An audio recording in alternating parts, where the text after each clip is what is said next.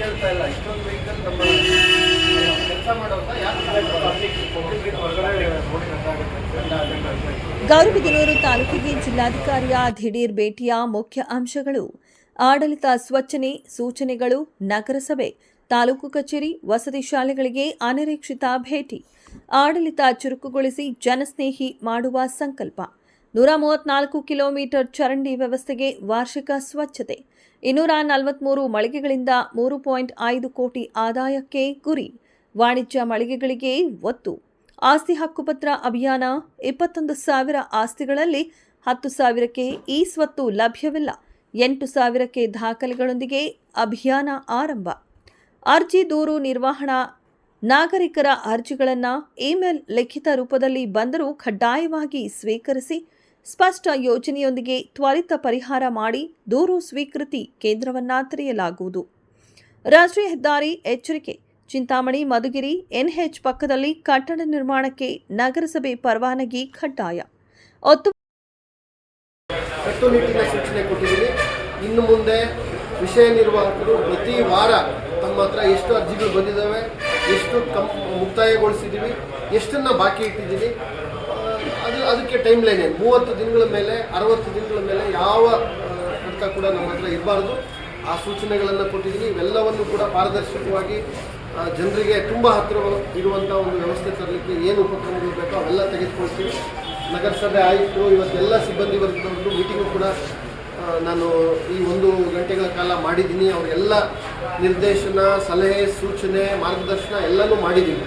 ಭಾಳ ಗಂಭೀರವಾಗೂ ಕೂಡ ಕೆಲವು ವಿಚಾರಗಳನ್ನು ನಾನು ಸೂಚನೆಗಳನ್ನು ಕೊಟ್ಟಿದ್ದೀನಿ. ಇದು ನನ್ನ ಮೊದಲನೇ ಭೇಟಿ. ಮತ್ತು ಕನಿಷ್ಠ 15-20 ದಿನಗಳಿಗೆ ಒಮ್ಮೆ ತಾಲೂಕುಗಳಿಗೆ ಭೇಟಿ ಕೊಡುವಂಥದ್ದು, ಜಿಲ್ಲೆ 8 ತಾಲೂಕುಗಳಿಗೆ ಭೇಟಿ ಕೊಡುವಂಥದ್ದು, ಮತ್ತು ಆ ತಾಲೂಕುಗಳನ್ನ ನಾನಾಗಲೇ ಹೇಳಿದಂತೆ ಅನಿರೀಕ್ಷಿತವಾಗಿ ಯಾವ್ಯಾವ ಕಚೇರಿಗಳ ವ್ಯವಸ್ಥೆ ಏನಾಗಿದೆ, ಸ್ವಚ್ಛತೆ ಹೇಗೆ ಇಟ್ಕೊಂಡಿದ್ದಾರೆ, ಕಚೇರಿಯ ಕಾರ್ಯವಿಧಾನ ಹೇಗಿದೆ, ಎಲ್ಲ ಅರ್ಜಿಗಳನ್ನು ದಾಖಲೆ ಮಾಡಿಕೊಂಡು ಅವುಗಳನ್ನ ಅಟೆಂಡ್ ಮಾಡ್ತಾ ಇದ್ದಾರಾ, ವಿಲೇವಾರಿ ಮಾಡ್ತಾ ಇದ್ದಾರಾ, ಬಂದಂಥ ನಾಗರಿಕರಿಗೆ ಸೇವೆ ಸಿಗ್ತಾ ಇದೆಯಾ, ಇವೆಲ್ಲವನ್ನು ಕೂಡ ಮೇಲುಸ್ತುವಾರಿ ಮಾಡ್ತೀವಿ. ಆಯಿತಾ? ಸೊ ಹಾಗಾಗಿ ಈ ನಿಟ್ಟಿನಲ್ಲಿ ಒಂದು ಒಳ್ಳೆಯ ಆಡಳಿತವನ್ನು ಕೊಡಬೇಕು ಅಂತೇಳಿ ನಾವು ಎಲ್ಲ ಆಡಳಿತ ವ್ಯವಸ್ಥೆ, ಎಲ್ಲ ಅಧಿಕಾರಿಗಳು, ಸಿಬ್ಬಂದಿ ವರ್ಗದವರು ಸಂಕಲ್ಪ ಮಾಡಿದ್ದೀವಿ. ಬಹುಶಃ ಆ ವ್ಯವಸ್ಥೆ ಮುಂದಿನ ದಿನಗಳಲ್ಲಿ ತಾವೆಲ್ಲ ನೋಡ್ತೀರಾ ಅಂತೇಳಿ ನನ್ನ ಭಾವನೆ.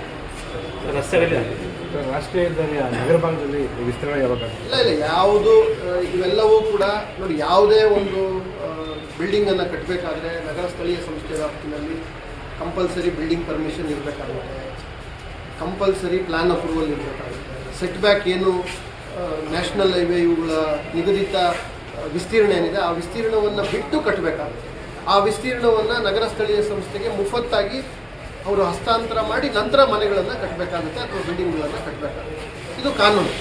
ಇದನ್ನು ಉಲ್ಲಂಘನೆ ಮಾಡಿ ಕಟ್ಟಿ ನಮ್ಮ ರಾಷ್ಟ್ರೀಯ ಹೆದ್ದಾರಿಗಳ ತೆರವುಗೊಳಿಸುವ ತೀವ್ರತೆ ಅಭಿವೃದ್ಧಿಗೆ ಅಡ್ಡಿಯಾಗದಂತೆ ಸಹಕಾರ. ವಿಶೇಷ ಕಂದಾಯ ಗ್ರಾಮ 20,000 ಅನಧಿಕೃತ ಮನೆಗಳ ಅರ್ಜಿ 2017 ಮೊದಲಿನ ರಿಟೇಕ್ 2017 ಮೊದಲಿನವುಗಳಿಗೆ ಶಾಶ್ವತ ಹಕ್ಕುಪತ್ರ. ಆಶ್ರಯ ಯೋಜನೆ ನಗರದಲ್ಲಿ 88 ಎಕರೆ ಮತ್ತು ಪಂಚಾಯಿತಿ ಜಾಗ ಕುರಿತು ನೋಡಲ್ ಅಧಿಕಾರಿಗಳೊಂದಿಗೆ ವಿಡಿಯೋ ಚಿತ್ರೀಕರಣದ ಮೂಲಕ ಮನೆ ವಂಚಿತರ ಆಯ್ಕೆ. ಜಿಲ್ಲೆಯ 8 ತಾಲೂಕುಗಳಿಗೂ ಇಂತಹ ಭೇಟಿಗಳು ಉತ್ತಮ ಆಡಳಿತ ನಮ್ಮ ಗುರಿ ಎಂದು ತಿಳಿಸಿದರು. ತಮ್ಮ ಭೂಮಿ, ತಾವು ಬದುಕು ಕಟ್ಟಿಕೊಂಡಂಥ ಜಾಗ ಒತ್ತುವರಿ ತೆರವು ಮಾಡಿ ರಸ್ತೆ ಅಗಲೀಕರಣ ಮಾಡಿದ್ರೆ ಇರುವಂಥ ನಿಮ್ಮ ಜಾಗ 3ರಷ್ಟು ಬೆಲೆ ಬರ್ತದೆ, 2ರಷ್ಟು ಬೆಲೆ ಬರ್ತದೆ. ವಾಣಿಜ್ಯವಾಗಿ ಇನ್ನೂ ಹೆಚ್ಚು ಎತ್ತರಕ್ಕೆ ನೀವು ಅಭಿವೃದ್ಧಿ ಹೊಂದೋದಕ್ಕೂ ಕೂಡ ನಿಮಗೂ ಸಹಕಾರಿಯಾಗುತ್ತೆ. ಹಾಗಾಗಿ ಇದನ್ನು ಅನ್ಯತಾ ತಾವೆಲ್ಲ ಭಾವಿಸಬಾರ್ದು. ಎಲ್ಲ ರೀತಿ ಸಹಕಾರ ಕೊಡಬೇಕು ಅಂತೇಳಿ ತಮ್ಮ ಮೂಲಕ ನಾನು ಮನವಿನೂ ಕೂಡ ಮಾಡ್ತೀನಿ. ಗ್ರಾಮ ಅಂತೇಳಿ ಒಂದು ಐತಿಹಾಸಿಕವಾದಂಥ ವಿಶೇಷ ಕಂದಾಯ ಗ್ರಾಮ ಯೋಜನೆಯನ್ನು ನಮ್ಮ ಜಿಲ್ಲೆಯಲ್ಲಿ ಚಾಲನೆ ಮಾಡಿದ್ದೀವಿ. ಪ್ರತಿ ಗ್ರಾಮದಲ್ಲಿ ಪ್ರತಿ ಗ್ರಾಮಕ್ಕೆ ಹೊಂದಿಕೊಂಡಂತೆ ಅನಧಿಕೃತವಾಗಿ ಖಾಸಗಿ ಅಥವಾ ಸರ್ಕಾರಿ ಜಾಗಗಳಲ್ಲಿ ಯಾರ್ಯಾರು ಒತ್ತುವರಿ ಮಾಡಿ ಮನೆ ಕಟ್ಕೊಂಡಿದ್ರು 2017ಕ್ಕಿಂತ ಹಿಂದೆ ಅಂತ ಎಲ್ಲ ನಾಗರಿಕರಿಗೂ ಕೂಡ 10 ಮನೆಗಳ ಗುಚ್ಛ ಇರಬೇಕು. ನಮ್ಗೆ ಅದೊಂದೇ ಮಾನದಂಡ. ಅದೊಂದು 2017ರಿಂದ ಹಿಂದೆ ಇರಬೇಕು. ಇವೆರಡು ಇದ್ದರೆ ಅವರೆಲ್ಲರಿಗೂ ಅವ್ರು ಯಾವ ಖಾಸಗಿ ಓನರ್ಶಿಪ್ ಜಾಗದಲ್ಲಿ ಜಮೀನುಗಳಲ್ಲಿ ಮನೆ ಕಟ್ಕೊಂಡಿರಲಿ, ಸರ್ಕಾರದಲ್ಲಿ ಕಟ್ಕೊಂಡಿರಲಿ, ಅವ್ರ ಸೈಟ್ದ ವ್ಯಾಲ್ಯೂ 5 ಲಕ್ಷ, 10 ಲಕ್ಷ, 15 ಲಕ್ಷ, 20 ಲಕ್ಷ ಎಷ್ಟಾದರೂ ಇರಲಿ, ಅವರೆಲ್ಲರಿಗೂ ಕೂಡ ಶಾಶ್ವತವಾದ ಹಕ್ಕುಪತ್ರ ಕೊಡ್ತೀವಿ, ರಿಜಿಸ್ಟರ್ ಮಾಡಿಕೊಡ್ತೀವಿ, ಈ ಸ್ವತ್ತು ಕೊಡಿಸ್ತೀವಿ. ಇದು 2017ಕ್ಕಿಂತ ಹಿಂದೆ ಯಾವ್ಯಾವ ಮನೆ ಇದೆ ಅಂತೇಳಿ ನಾವು ಕೇಸ್ ರ್ಯಾಕ್ ಅಂತೇಳಿ ನಮ್ಮದೇ ಇಲಾಖೆಯ ಅಂಗಸಂಸ್ಥೆ, ಆ ಅಂಗಸಂಸ್ಥೆಯಿಂದ ನಕ್ಷೆಗಳನ್ನು ತೆಗೆದುಕೊಂಡು ಆ ನಕ್ಷೆನಲ್ಲಿ ಯಾವ್ಯಾವ ಮನೆ ಇದ್ದಾವೆ ಆ ಎಲ್ಲ ಮನೆಗಳಿಗೂ ಭದ್ರತೆ ಒದಗಿಸೋದನ್ನು ಮಾಡ್ತೀವಿ. ಜೊತೆಗೆ ಆಶ್ರಯ ಯೋಜನೆಗೂ ಕೂಡ ಸುಮಾರು 88 ಎಕರೆ ಅಷ್ಟು ಜಾಗವನ್ನು ಗೌರಿಬಿದನೂರಿನಲ್ಲಿ ನೀಡಲಾಗಿದೆ.